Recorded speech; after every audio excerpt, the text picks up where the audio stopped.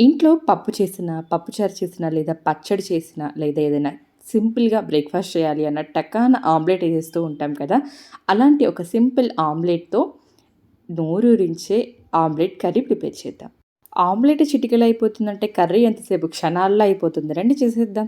Hi! Hello friends, welcome back to our channel. నేను మీ లక్ష్మి. ఇవాల్టి మన రెసిపీ ఆమ్లెట్ కర్రీ. సో, ముందుగా ఒక మిక్సింగ్ బౌల్ తీసుకొని ఇందులోకి జస్ట్ ఒక టీ స్పూన్ వరకు పాలను యాడ్ చేసుకోండి. ఇక్కడ పచ్చి పాలు తీసుకోవాలా, కాచి చల్లారపెట్టిన పాలు తీసుకోవాలా, ఏవైనా సరే పాలైతే చాలు.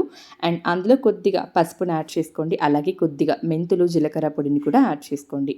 అలాగే ఇందులో ఒక హాఫ్ టీ స్పూన్ వరకు గరం మసాలా, అలాగే మీరు తీసుకున్న ఎగ్స్ క్వాంటిటీని బట్టి సాల్ట్ అనేది యాడ్ చేసుకోండి. అలాగే కొద్దిగా రెడ్ చిల్లీ సాస్. ఈ రెడ్ చిల్లీ సాస్ లేని వాళ్ళు కొద్దిగా కారం పొడి, అలాగే కొద్దిగా అల్లం వెల్లుల్లి పేస్ట్ వేసుకొని మిక్స్ చేసుకోండి.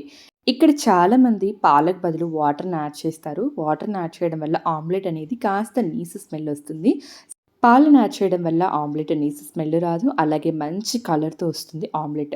అలాగే ఇందులో వేసిన జీలకర్ర, మెంతుల పొడి వల్ల కూడా స్మెల్ అనేది రాకుండా ఉంటుంది.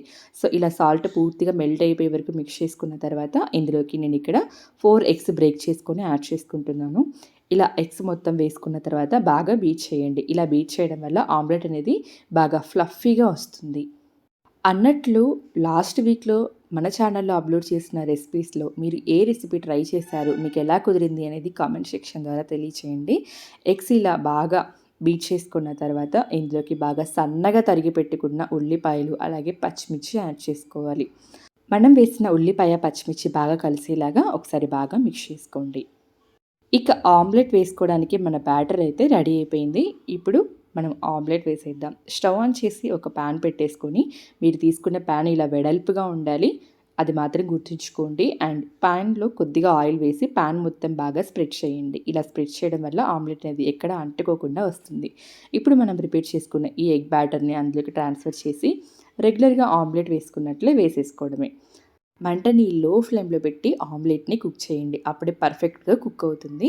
సో, ఇలా ఒకవైపు కుక్ అయిన తర్వాత వీడియోలో చూపిస్తున్నట్టు పైన ప్లేట్‌తో క్లోజ్ చేసి ఆమ్లెట్‌ని ఫ్లిప్ చేసి అటువైపు కూడా కుక్ అవ్వనివ్వాలి. ఇది పెద్ద కష్టం ఏమి కాదండి. చాలా సింపుల్. జస్ట్ ప్లేట్ పైకి ఫ్లిప్ చేసి, మళ్ళీ ఆ ప్లేట్‌తో ఇలా చిన్నగా డ్రాప్ చేసేసుకోవడమే. చూసారా? చక్కగా వచ్చేసింది ఆమ్లెట్. ఇప్పుడు అటువైపు కూడా ఒక 2 నిమిషాల పాటు బాగా కాలనివ్వండి. కాలిన తర్వాత వీడియోలో చూపిస్తున్నట్టు పిజ్జాలాగా ఒక 4 ముక్కలుగా కట్ చేసుకోండి. మీకు నచ్చకపోతే చిన్న చిన్న పీసెస్‌లాగా కూడా కట్ చేసుకోవచ్చు. అది పూర్తిగా మీ ఆప్షనల్. ఇలా అటువైపు కూడా బాగా కాలిన తర్వాత ఈ ముక్కలన్నింటినీ ఒక ప్లేట్‌లోకి ట్రాన్స్‌ఫర్ చేసి పక్కన పెట్టేయండి.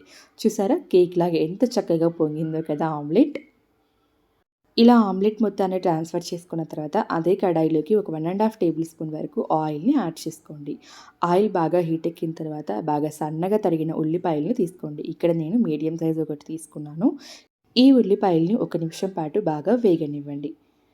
ఇవి ఎంత బాగా వేగితే కర్రీ అనేది అంత టేస్టీగా వస్తుంది. ఇలా ఒక నిమిషం పాటు వేగిన తర్వాత ఇందులోకి ఒక 1 టీ స్పూన్ వరకు అల్లం వెల్లుల్లి పేస్ట్‌ని యాడ్ చేసుకొని, అల్లం వెల్లుల్లి పేస్ట్ పచ్చివాసన పోయి ఉల్లిపాయ కాస్త దోరగా వేగేంత వరకు వేగనివ్వండి. ఉల్లిపాయ ఇలా లైట్ గోల్డెన్ కలర్ వచ్చి కాస్త దోరగా వేగిన తర్వాత ఇందులోకి ఒక 1 టేబుల్ స్పూన్ వరకు ధనియాల పొడి, అలాగే ఒక 1 టేబుల్ స్పూన్ వరకు రెడ్ చిల్లీ పౌడర్, మీరు తినే కారాన్ని బట్టి యాడ్ చేసుకోండి. అలాగే ఇందులోకి ఒక 1 టీ స్పూన్ వరకు గరం మసాలాను కూడా యాడ్ చేసి, ఈ మసాలాలన్నింటినీ లో ఫ్లేమ్‌లో పెట్టి ఒక నిమిషం పాటు బాగా ఫ్రై చేసుకోండి. ఇలా ఫ్రై చేసుకున్న తర్వాత ఇందులోకి ఒక మీడియం సైజ్ 2 టమాటాలను మిక్సీ పట్టేసి బాగా మెత్తటి పేస్ట్‌లాగా గ్రైండ్ చేసుకొని యాడ్ చేసుకోండి. ఈ టమాటా పేస్ట్ కూడా పచ్చివాసన పోయి కాస్త దగ్గర పడే వరకు ఫ్రై చేసుకోవాలి. ఇలా టమాటా పేస్ట్ బాగా దగ్గర పడి, మసాలా బాగా వేగిన తర్వాత ఇందులోకి కొద్దిగా వాటర్‌ని యాడ్ చేసుకోండి. మసాలా మాడకుండా ఉండడం కోసం. ఇప్పుడు ఒకసారి బాగా మిక్స్ చేసుకొని ఇందులో సన్నగా తరిగి పెట్టుకున్న కొత్తిమీరను యాడ్ చేసుకోండి. ఇప్పుడు మీరు ఇందులోకి మీ గ్రేవీ థిక్‌నెస్‌ని బట్టి వాటర్ అనేది యాడ్ చేసుకోండి. ఇక్కడ నేను ఒక 300 ఎంఎల్ వరకు యాడ్ చేశాను. అలాగే సాల్ట్ ఒకసారి చూసుకొని అడ్జస్ట్ చేసుకోండి. ఇప్పుడు మంటని మీడియం ఫ్లేమ్‌లో పెట్టి గ్రేవీ కాస్త ఇలా దగ్గర పడేంత వరకు ఉడకనివ్వాలి. ఇలా గ్రేవీ బాగా దగ్గర పడిన తర్వాత ఇందులో ఆల్రెడీ ఫ్రై చేసి పెట్టుకున్న ఆమ్లెట్స్‌ని వేసుకోవాలి. ఇలా వీడియోలో చూపిస్తున్నట్లు ఈక్వల్‌గా ఇందాక ఎలా అయితే ఆమ్లెట్ వేసామో అదే విధంగా సెట్ చేసుకోండి. ఇలా సెట్ చేసుకున్న తర్వాత వీడియోలో చూపిస్తున్నట్టు గరిటెతో గ్రేవీని ఆమ్లెట్ పైన కాసేపు అలా వెయ్యండి. ఆమ్లెట్ చక్కగా గ్రేవీ మొత్తాన్ని కూడా అబ్జర్వ్ చేసుకుంటుంది. ఇలా ఒక 2 నిమిషాల పాటు ఉడకనిస్తే సరిపోతుంది. 2 నిమిషాల తర్వాత చూడండి గ్రేవీ అనేది కాస్త చిక్కబడింది కదా! ఇప్పుడు ఇందులో సన్నగా తరిగి పెట్టుకున్న కొత్తిమీరని యాడ్ చేసి స్టవ్ ఆఫ్ చేసుకోండి.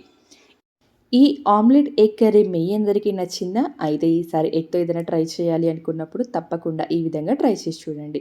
ఈ కర్రీ వేడి వేడిగా అన్నంలోకి, అలాగే రోటీ, చపాతీ, పుల్కా ఇలా ఎందులోకైనా కూడా సూపర్‌గా ఉంటుంది. ఇంటికి ఎవరైనా అన్‌ఎక్స్‌పెక్టెడ్‌గా గెస్ట్‌లొచ్చినప్పుడు చిటికెలో ప్రిపేర్ చేయొచ్చు. ఈ రెసిపీ మీకు నచ్చినట్లయితే లైక్ చేసి, ఫ్రెండ్స్ అండ్ ఫ్యామిలీ మెంబర్స్‌కి షేర్ చేయండి. అలాగే మర్చిపోకుండా మన ఛానల్‌ని సబ్స్క్రైబ్ చేసుకోండి. మరెన్నో రెసిపీస్ కోసం మన ఛానల్‌ని విజిట్ చేయండి. Thank you for watching. Bye అండి.